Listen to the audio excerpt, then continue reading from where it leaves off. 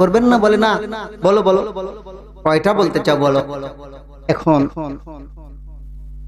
নাতি বলছে, দাদা এই যে আপনি বিলবকরি থেকে ফরিদপুর হাট পর্যন্ত আসতে রাস্তার মাঝখানে আমাকে অনেক ওয়াজ করছেন, অনেক কিছু বুঝাইছেন যে আমার 15, 16, 18 বছর পর্যন্ত আমাকে খুব মুজাহাদার সাথে আমাকে অনেক পড়ালেখা করতে হবে, অনেক চেষ্টা করতে হবে, ইচ্ছা মতো চলতে পারবো না, খেলতে পারবো না, যা মনে চাই তা পারবো না, একটা নিয়মের সাথে আমাকে চলতে হবে অনেক কষ্ট করে।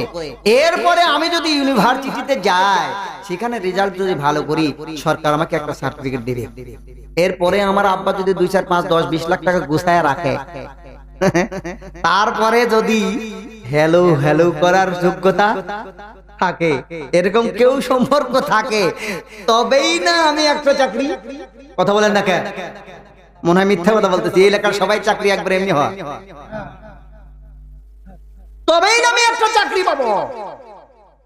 ও দাদা, এত কষ্ট করতে হবে কেন? এই 15, 16টা বছর ইচ্ছা মতো চলতে পারবো না, আবার লাখ লাখ টাকাও লাগবে।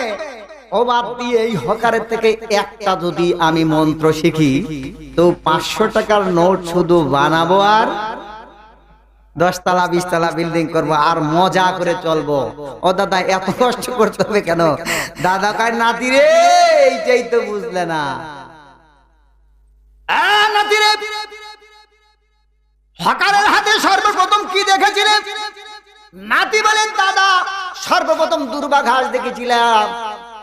এরপরে কি দেখছো? বলে 500 টাকার নোট। দাদা ডাক দিয়ে বলে, নাতি রে সর্বপ্রথম দুর্বা ঘাস দেখেছো, এরপরে তুমি দেখেছো 500 টাকার নোট। ভালো করে মনে রাখো, এই 500 টাকার নোট শুরুতেও দুর্বা ঘাস, শেষে হবে দুর্বা ঘাস। মাঝখানে যে 500 টাকার নোট দেখেছো, এই সব হলো ধোঁকাবাজি।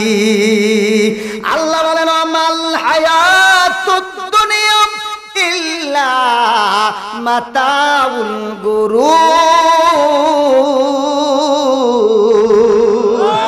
আল্লাহ ডাকতে বলে, দুনিয়ার মানুষের, এই দুনিয়ার বুকে টাকা পয়সা, দ্বন্দ্বলত, স্ত্রী পুত্র, ক্ষেত খামার, ব্যবসা বাণিজ্য, সরদারি, মেম্বারি, এমপি, মন্ত্রী, চেয়ারম্যানি, আরো যত যা আছে, এই সব কিছু ধোঁকা।